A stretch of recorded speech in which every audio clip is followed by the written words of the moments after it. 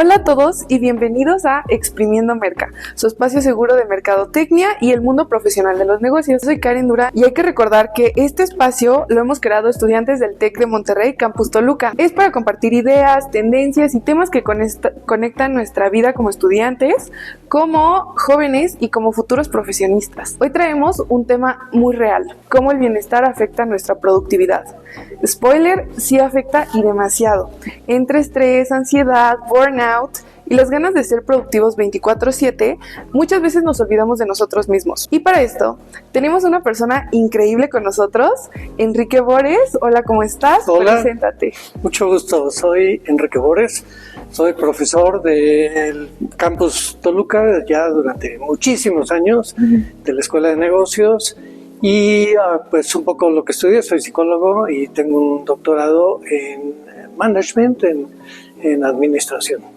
Ok, y bueno, bienvenido y muchas gracias por estar aquí. Gracias. Y bueno, digamos que un estudio de Gallup muestra que el 44% de los trabajadores a nivel global dicen sentirse pues muy estresados diariamente.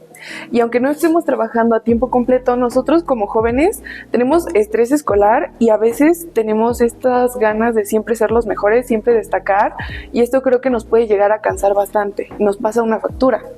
Hablar de bienestar no solo es yoga, meditación, también es descanso, límites, motivación y espacios donde sientas que estás completo, que no te estás rompiendo por la exigencia, ¿no? Claro.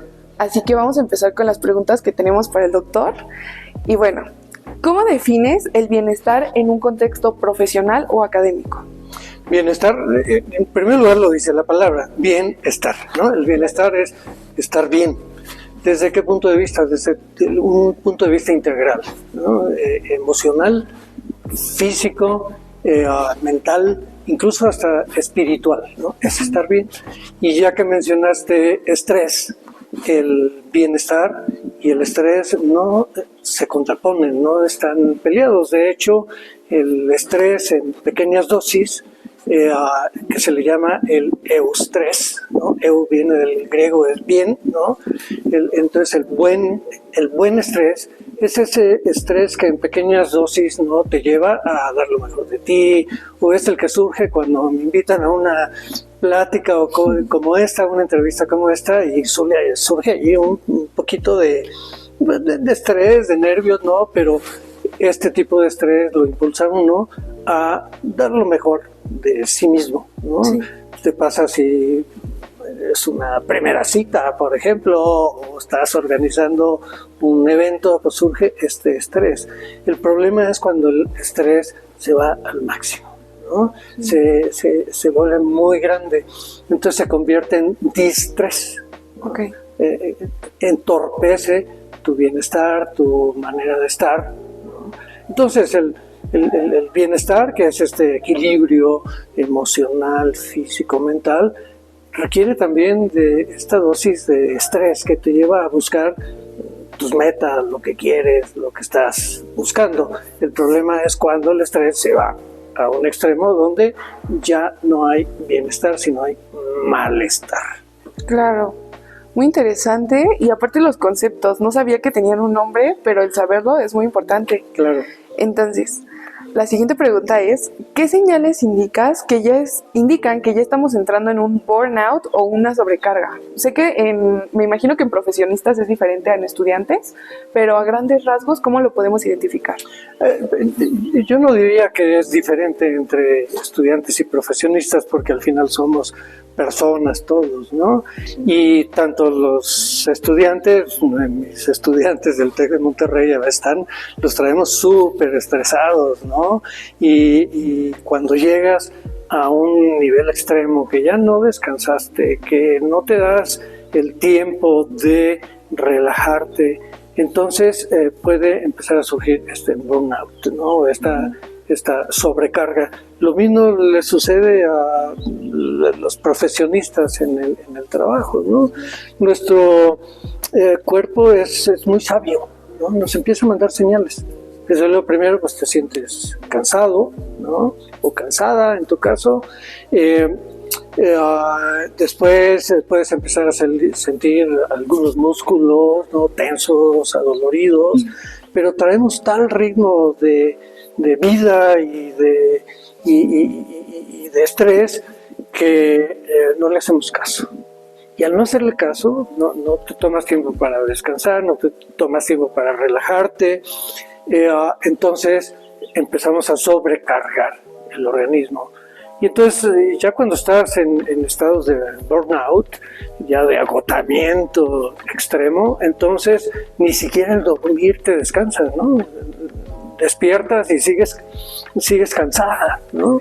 O te empiezas a tener síntomas como dolores de cabeza, de estómago y demás, pero son síntomas corporales, ¿no? O desánimo, o clásico irritabilidad, lo que normalmente no te molesta, de pronto cualquier cosita y al novio ya lo traes encima de él, totalmente irritable de cualquier cosita. Entonces si me siento irritable, ojo, ¿no? ¿Qué está pasando? Resulta que hay alguna necesidad no satisfecha, ¿no? Puede ser que tenga hambre, puede ser esto de lo que estamos hablando, ¿no? Que ya llevé a mi organismo a un extremo. Dice el filósofo crítico contemporáneo Bill Jung-Han, que es un filósofo muy prolífico y crítico de la sociedad contemporánea, tiene un libro que se llama La sociedad del cansancio. Sí, lo he oído. Y él dice, en este libro él argumenta, vivimos en una sociedad donde estamos todos permanentemente cansados. Esta estadística que diste hace un momento, ¿no? 40% dijiste. Sí, 44. 44% de la gente declara que está en estados de estrés. Pues sí, vivimos en esta sociedad tan intensa. Es muy interesante lo que él dice. Las sociedades previas, teníamos un jefe que nos traía... Antes hasta en las sociedades esclavistas, ¿no? Pues era sí. Dice, pero ahora el amo soy yo mismo. Yo mismo me exijo de más. Veamos cómo formamos a los hijos, ¿no? En mi época, pues sí, tenía que hacer mi tarea en la tarde, ¿no? Pero jugaba. Sí. ¿Cómo jugaban? Libremente, salía a la calle y demás, ¿no? Y ahora el tiempo libre para los niños es clase de karate, clase de música, clase de baile, ¿por qué? Porque traemos esta creencia de que pues si no desarrolla habilidades, entonces después no va a tener éxito, y entonces go para arriba, siempre tratando de dar más, y vivimos todos permanentemente cansados. Sí. Ay, hasta me dio como un escalofrío porque describiste como varias cosas y sí. Yo, wow, me conoce, sabe lo que está pasando. Está hablando de mí, estoy hablando de todos nosotros. Sí, te juro que sí. Todos nosotros. Sí. ¿No? Hace tiempo, bueno, aquí estamos en el TEC, pero somos de exigencia, ¿no? Sí. Me acuerdo de esta competencia entre preparatorias, a ver cuál era más exigente. Y al final era... ¿Cuál tiene a niños más ansiosos, más neuróticos, más cansados? ¿No? Sí.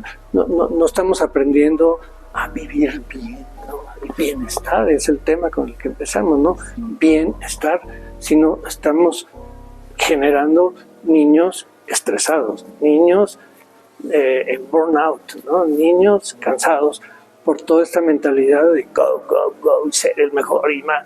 Y entonces internalizamos estas maneras de pensar y de ser, y entonces yo ya me exijo a mí mismo más y más.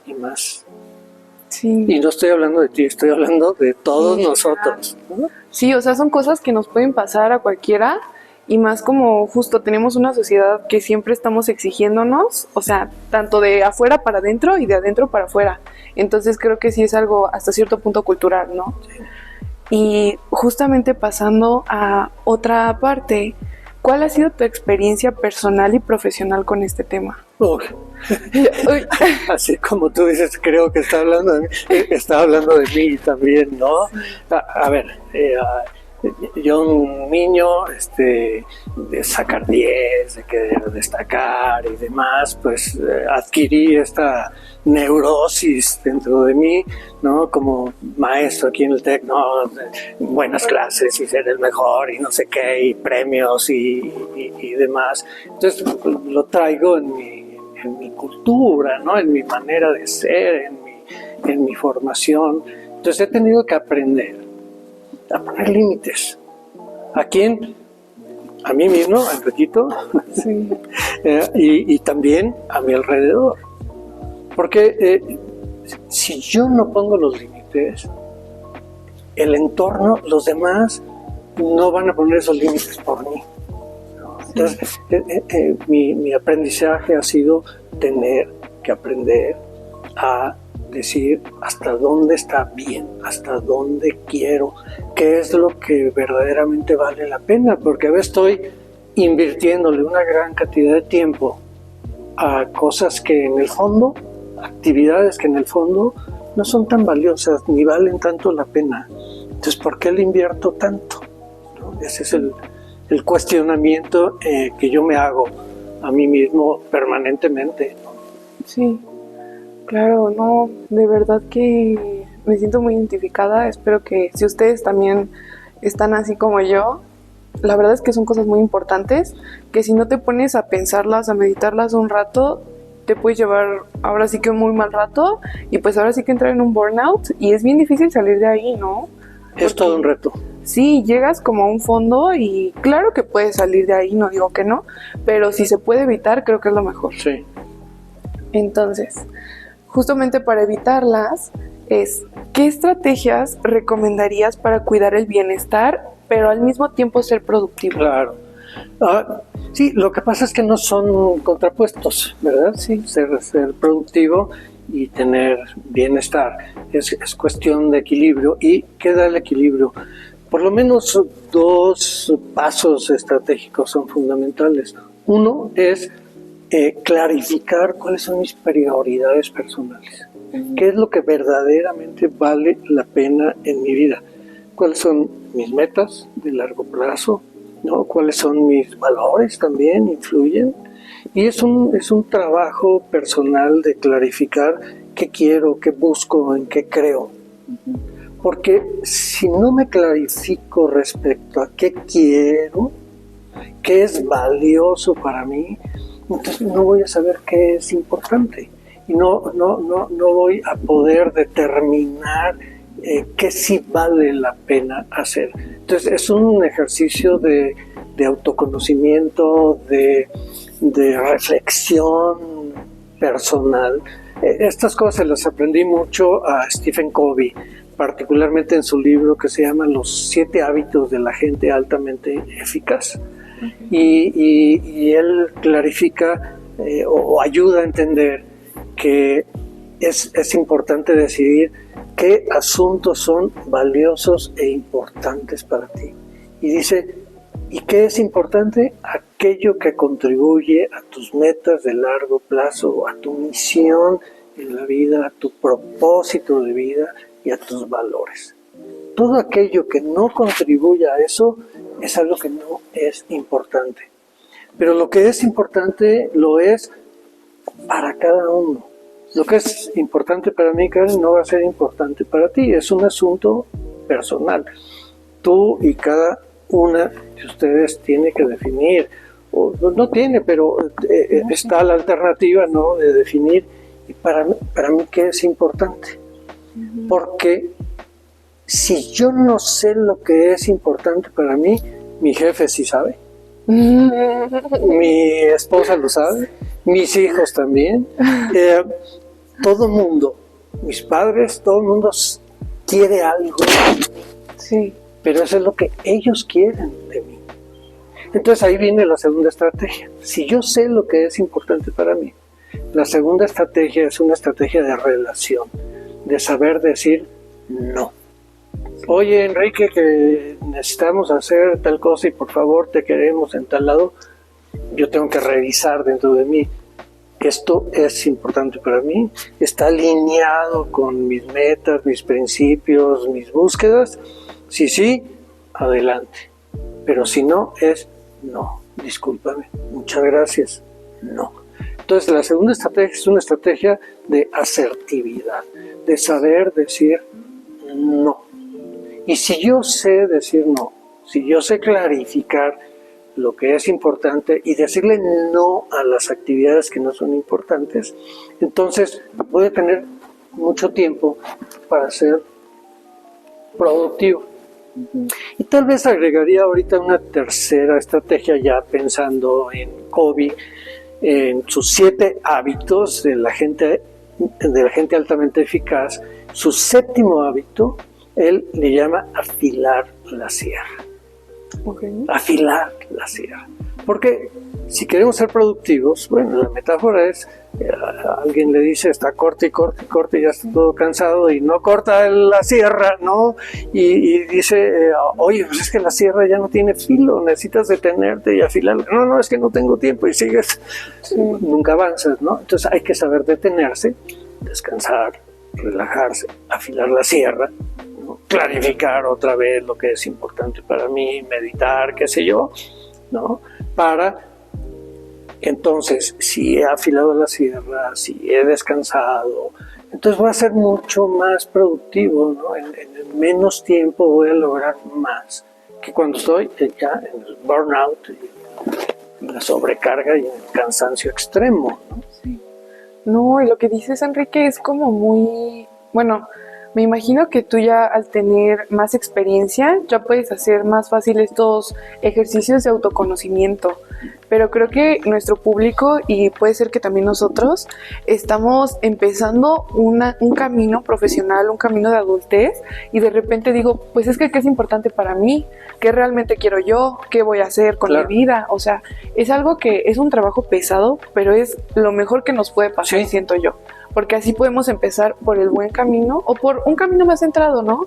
En vez de perdernos, dar vueltas. Creo que es muy bueno eso que dices. Y es que de hecho, ahora que lo mencionas, bueno, ustedes que son el público, en la edad en la que están, su tarea de vida en este momento es justamente definir eso.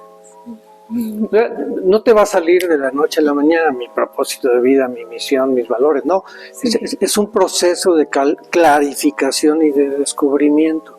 Pero esa es justo tu tarea. Sí. Entonces, ya una vez graduada y siendo profesionista, entonces si tú te gradúas ya con una mayor claridad respecto a lo que es importante para ti, entonces podrás en el trabajo ser más productiva porque sabrás decir a cosas que no y a otras que sí. Sí, claro que sí. Creo que ya incluso lo he empezado a vivir y tienes toda la razón. Es muy importante estar centrado y los límites. Y justo hablando de compañías, de vida profesional, ¿qué papel juegan las empresas o instituciones para promover este balance? Depende, hay de todo, ¿no? Hay empresas, sobre todo venimos de una moda que inició por ahí de los 90, ¿no? Con un señor que se volvió como el gurú del management, que era Jack Welch, CEO de General Electric. Y este señor traía la mentalidad de que para ser productiva la empresa hay que reducir costos. Y lo primero que hay que hacer es reducir personal. Y entonces con menos gente hacer más. Era reducir costos, ¿no? Y claro, a General Electric le empezó a ir muy bien. Pero la gente en burnout, la gente quemada, y entonces empezó a perder su principal recurso. Cuando él dejó General Electric, él era el gurú del management, ¿no? Porque logró que General Electric subiera.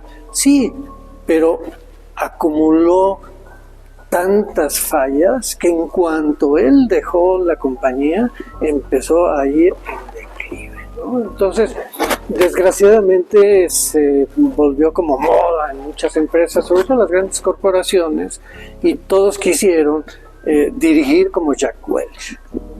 Y entonces terminamos con empresas que exprimen a su gente totalmente con los fusibles quemados, ¿no? en burnout, y entonces gente que ya no es productiva, ¿no? Y ya no tiene ni la creatividad, ni el talento, ni la energía, ¿no? para innovar, sobre todo en este mundo que es de de innovación, ¿no? Pero ya recientemente, en los últimos 10 años, empiezan a surgir nuevos modelos de ser empresa. Entonces, aquí en el TEC ahora tenemos muy presente el capitalismo consciente, ¿no? Empresas o negocios conscientes. Va en esa línea, no es la única línea que hay, pero el sentido es, necesitamos organizaciones y empresas que generen bienestar entre su talento, ¿no? Que ayude a la gente a dar lo mejor de sí. Incluso empresas como Unilever, ¿no? Que es una gran corporación, empieza con cursos de propósito de vida para sus empleados. ¡Qué bonito! Es impresionante, ¿no? Entonces, hay empresas que sí están haciendo mucho por rescatar a su talento, y hay otras que todavía están allá en la época del Jack Welch, ¿no? Pero esperamos que poco a poco vayamos moviéndonos hacia un mundo de mayor bienestar para todos, porque ¿para qué trabajamos tanto si no es para generar bienestar? Claro. Sí, y justamente creo que como personas, a veces, y personalmente yo lo he pensado, sentimos que descansar es perder el tiempo, que si estás descansando no produces, no haces nada, y como que decimos no, o sea, y lo rechazamos y siempre queremos estar haciendo cosas. Creo que ya quedó claro por qué no hay que hacer eso, pero ¿tú qué le dirías a alguien que piensa así, que piensa que descansar es perder el tiempo? Que es justamente lo contrario, es un mito, ¿no? Descansar es aprovechar el tiempo. Hay animales que no duermen, ¿no? Creo que los delfines duermen muy poco. Los seres humanos necesitamos 8, 9 horas de sueño. Sí. ¿Para qué? Para establecer los equilibrios neurológicos en nuestro cerebro. Incluso no aprendes bien si no duermes bien. Sí. O sea, el dormir no es perder el tiempo, el dormir es avanzar. Mientras duermo se consolidan una gran cantidad de redes, de conexiones neuronales, y lo que aprendiste durante el día se integra a memorias de largo plazo. Entonces, el dormir, por un lado, que es parte del descansar, es fundamental. Y bueno, la misma metáfora que mencioné hace un momento del afilar la sierra nos da la respuesta, ¿verdad? No, si me detengo a afilar la sierra, es decir, a descansar, a meditar, a nada más relajarme, a irme con mis amigos a celebrar y demás, estoy afilando la sierra. Sí. Y entonces, al afilar la sierra voy a ser más productivo. Claro. Ahí está el mito de que Elon Musk duerme 2-3 horas y demás. Yo creo que es un gran mito. Sí. Y si es cierto, pues velo, nada más la bola de tonterías. Y, o sea, puede en un impulso perder $40,000 millones. ¿Por qué? Por su irritabilidad y por esta forma de ser, ¿no? Sí. No es perder el tiempo, es trabajar por la productividad y sobre todo por el bienestar. Sí, claro. Y justo a mí me quedó un poco la duda de cuando una persona ya tiene estos síntomas de todos los que mencionamos hace ratito, claro, del burnout, ¿qué se puede hacer para ya no llegar ahí? Bueno, en algunos casos hay que buscar ayuda, definitivamente, ¿no? Porque en algunos casos ya estás en estados ya depresivos, ¿no? Donde a veces solo no puede salir uno, entonces se requiere ayuda. Afortunadamente ya vivimos en un mundo donde pedir ayuda psicológica y demás no es mal visto, o sea, es normal, está bien. Si pido ayuda financiera, ¿por qué no vas a pedir ayuda para lo emocional, no? Sí.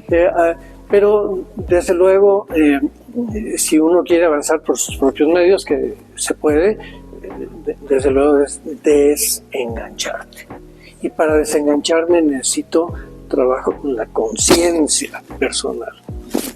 El mindfulness, los ejercicios de mindfulness, meditación y demás son muy poderosos para ello, ¿no? 5 minutos de mindfulness, nada más atención a mi respiración, por ejemplo, ¿no? El ejercicio de aquí y ahora, aquí y ahora, aquí y ahora es una práctica que ayuda mucho a recuperarse a sí mismo. Claro. Bueno, y con esto estamos cerrando este episodio. Muchísimas gracias, Boris. Muchísimas gracias. Encantado. Muchas gracias por la invitación. La verdad es que hoy nos llevamos algo súper valioso, que cuidar el bienestar pues no es un lujo, no es un capricho, es una necesidad. Y no solo mejora cómo nos sentimos, sino también cómo trabajamos, cómo creamos y cómo nos desenvolvemos en el mundo. La verdad es que, otra vez, gracias por tu tiempo. Encantado. Y por tus conocimientos también. Se ve que sabes muchas cosas y justo es información que nos sirve demasiado a nosotros que estamos empezando a vivir esta etapa de la adultez y que estamos conociendo un mundo diferente al que cuando éramos adolescentes o niños. Entonces me siento muy feliz y también gracias a ustedes que siguen sintonizando estos episodios. Este es el segundo, que siguen viendo Exprimiendo Merca. Les quiero decir que nos pueden seguir en Instagram, en TikTok como @LemonMarketingClub y pues aquí vamos a estar teniendo más contenido y si les gusta denle like, coméntenos, si tienen dudas nos pueden mandar mensaje y nos vemos luego. Bye.